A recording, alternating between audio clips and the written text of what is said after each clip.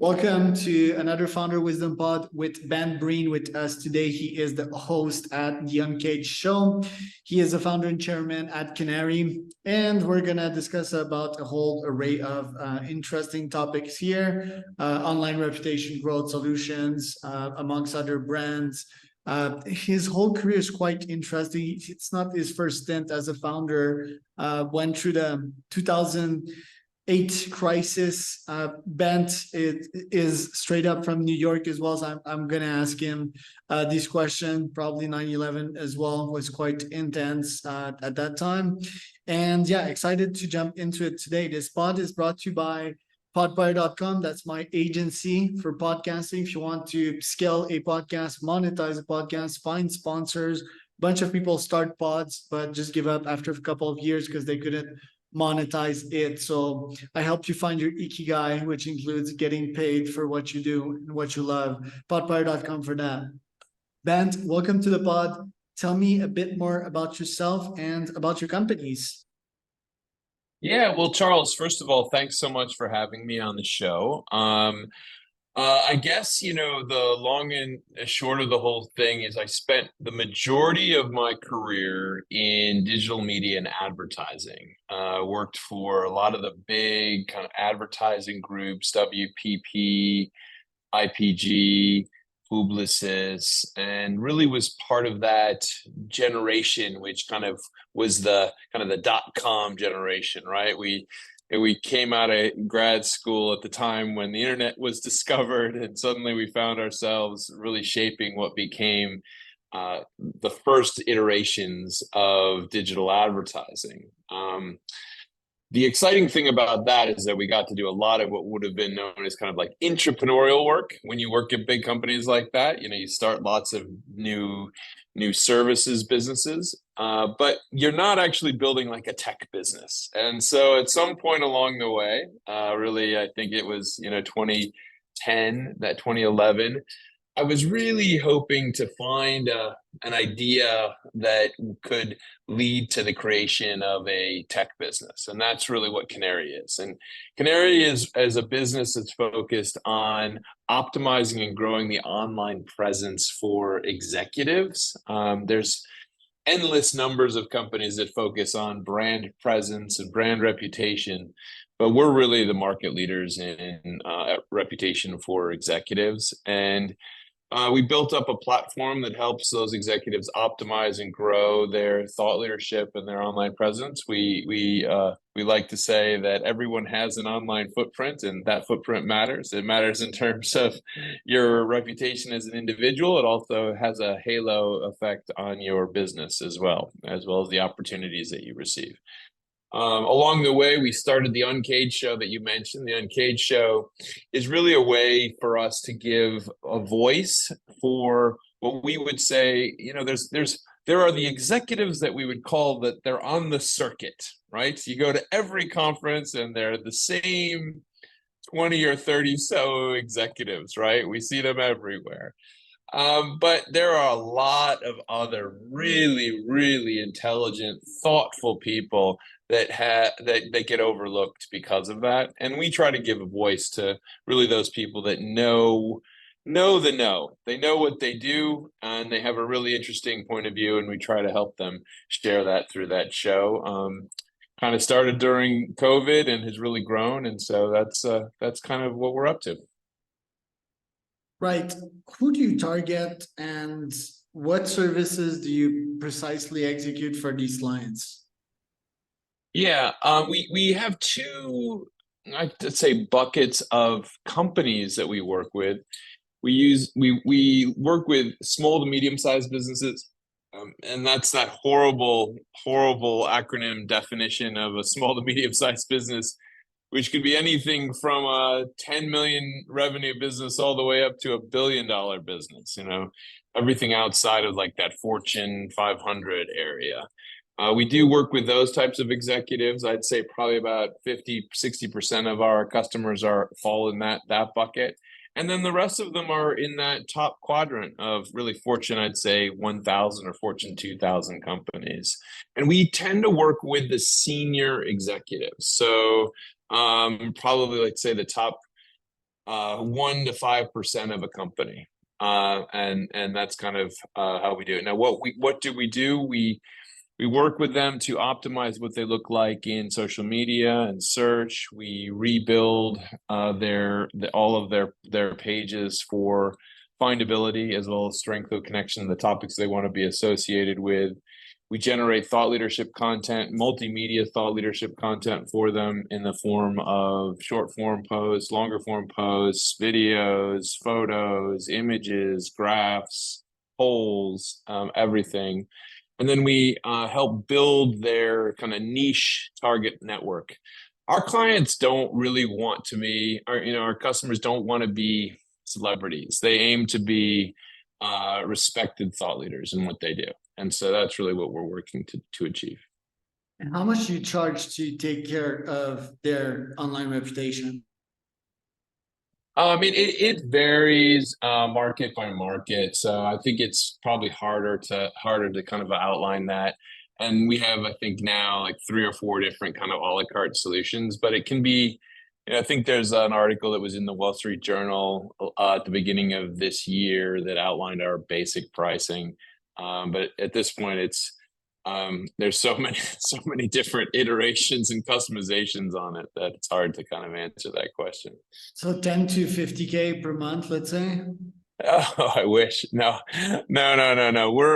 It's probably we're in the hundreds, like somewhere in the hundreds, probably like the high hundreds a month, and that kind of includes really all the technology, all the content, all the growth and optimization.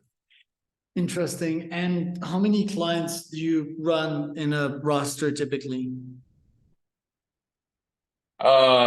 When we're working with a company, we usually start with a very low number of a low number of executives inside one particular company. I would say it could be anywhere between 1 to 5 executives in that company. And then, but then it expands. And I mean, there are companies that we do all of their executives. So it can be up to thousands of executives. So it really depends on the company. What is trendy nowadays in the PR world? Because we see folks like Elon Musk having no PR, and that is their PR. It's being themselves, and that's also my own philosophy.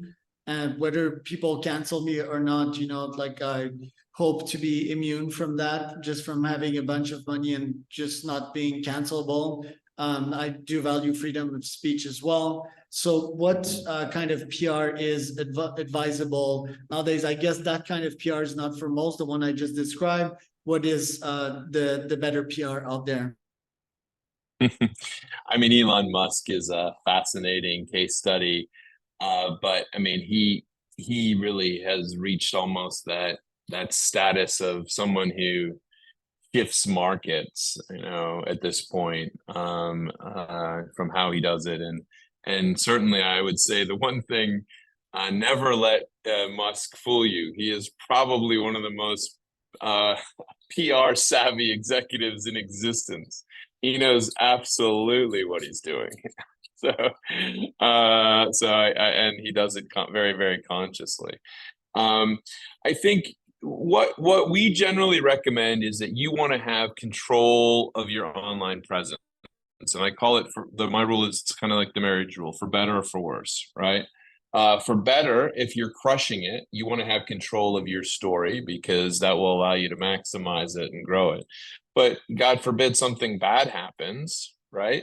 You want to make sure that you have control of that online presence because you need to be able to deal with any crises that come down the path. So whilst I would say our focus tends to be on the offense and the growth of things, there is a defensive element to what we do as well. So I would start there. Certainly building out your online footprint is the kind of the building block for anything else. Once you do that, then there's it really should be a gateway for you to start building a kind of a more public persona at events, through other media outlets, it's very common for us to get requests for our customers for speaking opportunities, quotes in the news, in newspapers, things like that. And the reason why is that even though we can complain about what Elon Musk is doing at Twitter or X, it's still actually a site that's utilized by the majority of journalists, and they track people. They want to see that you have an audience. They want to see who you are and go forward from there. And what do you have to say on that new Twitter? Because PR seems to be like not lying necessarily about who you are, but polishing one's image. And me, sometimes my philosophy is like, what do I need to polish, And I want to come to the workplace, my true self with my flaws. I want people to tell me like, this is not okay. And I will possibly correct course from that feedback, but I don't want people to cancel me. And like I said, I think the ultimate consequence to that is like not making money. If people like attack your reputation, or on the other hand, if you don't polish yourself, you're kind of missing out some money. But I just wish that I would operate on a 0% dependent mindset, money wise, like I would just be my true self all the time. I would have fun, and hopefully with that, I would even make more money. So what do you have to say on Twitter? Well, I mean, I think that what we've learned, we've been doing this for over a decade, and certainly I think that when we started, there was a little bit of that, oh, we want to have a manicured online presence. But the reality is that the online activities and online interpretations and online joys have shifted for people. They don't the people that do best are actually much more authentic, right? I mean, you don't want to be so manicured that you don't have a personality. And so we certainly recommend our customers to have a personal voice, a personal touch in what you do. That being said, the goal here really is to make sure that you develop a position of respect and authority. And so the idea here is to connect you with the topics that you care about. I mean, Charles, we don't know everything about each other, but like, I'm assuming you might have an opinion on what your favorite car is, but unless you're an eminent car collector or a builder of cars, maybe you shouldn't be posting about your favorite cars every 5 minutes, right? Unless you're on a site that you want to dig that, right? You want to do that. But the point is just there will be professional topics that you will care about, and that's really what we want to make sure that you get associated with. Right. So people that are upfront, and because Elon is kind of clumsy online with his words and so forth, and I think he's really being himself, and he makes errors. So theoretically, he could need some PR advice there, which would be like, hey, Elon, if your goal is to have a positive impact on this planet Earth, then maybe you shouldn't say that because it affects people negatively, right? I guess that would be a use case for a PR agency. Then my question for you is, and it's sort of a statement, me, when I would need a PR agency is when I get canceled, because I don't think people are right or righteous canceling me. I don't believe in silencing people. I think it has the opposite effect. So what percentage of your clients go see you when they're in deep shit vs the ones that come and see you to prevent or polish or optimize their current image? Yeah, I mean, we have a services offering that is in that the crisis space is known in my world as the ORM, online reputation management. And ORM tends to be companies that focus on helping individuals that are in crisis. Now, we have a division that does that. It's called the Worm, Worldwide Online Reputation Management, and we're kind of playing with the Qnary theme of birds and worms. But But the mantra for that division is we don't make bad people look good. We make good people look spectacular. And so, there is a bit of an ethics question on when you're dealing with that. We've certainly had some people that have done some pretty horrendous things come to us and ask for help, and we have to say no. We walk away from those opportunities. So. And why would you not like give them the benefit of the doubt? Is it like something that you feel in your gut and you're like, yeah, I need to get away from that? Or like, what's your process in Yeah, accepting or look, I refusing? think, yeah, you can go on to the Qnary site. I would say we are a very much of a purpose-built, business, and we don't, we have very strong kind of views on ethics, and so, we understand the importance of what we do, and we understand, our role in supporting executives to do that. And so, whilst I don't take kind of a position in terms of political views or religious views or things like that. Certainly, there are kind of moral things that are beyond the fold for us. Like we would just would avoid those things. Right. And as a CEO, as a founder, like what does your day-to-day routine look like nowadays? You have the pod, you have the business, like how do you split your time? Yeah, I'm spending a lot of time right now with the core business. It all goes in cycles and flows. This is a time of year where we're planning for next year. So we're finalizing our efforts. So this is a lot of time with the leadership team to make sure that we have all our ducks in the row for next year. So I spend a decent amount of time with the Uncaged Show now. It's been really growing, and so we do about, I'd say, 2 or 3 shows a week now. So that's been great. But yeah, so the Qnary has been doubling pretty much year for year every year for the last 5 years. So just managing that is an intense intense process. So that must So, mean that you're like in the hundreds of clients at the moment. yeah, we work with thousands of executives. Thousands. Thousands. Wow. Yes. That's pretty impressive. How do you maintain that base? Because going twofold on a yearly basis is incredibly hard, especially when you get in the tens of millions. Hmm. Well, there are, we work when we started out, we had certain verticals that we were heavily involved in, primarily just off of my own personal Rolodex. But what has happened is we're now, I think, in over 250 different business verticals. So we work with a wide variety of executives, from people that are experts in fusion and fission to heads of advertising firms. So it really just depends on, you know, The menu yeah, of the day.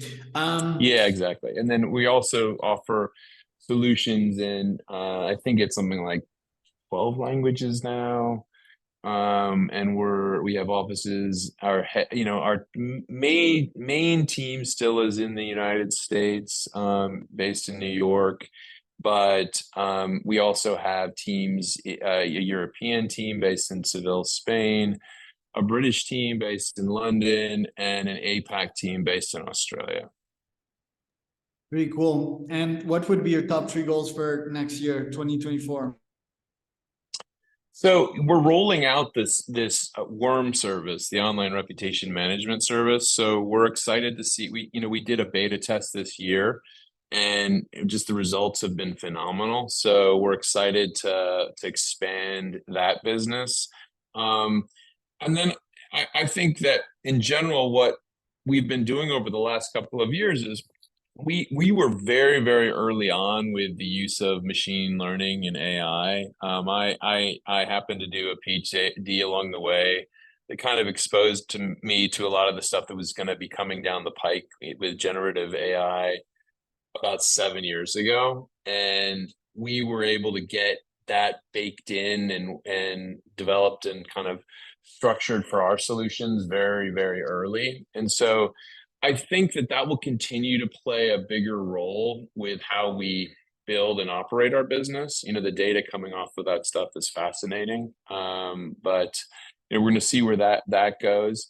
And then we're getting deeper, bigger engagements. You know, what we're finding is certainly what we deliver for senior executives is one thing, but how do we deliver our solution for middle managers as well as just all employees? And that's something that there's kind of new iterations for our enterprise solution that will offer really, I think, good benefits for those folks.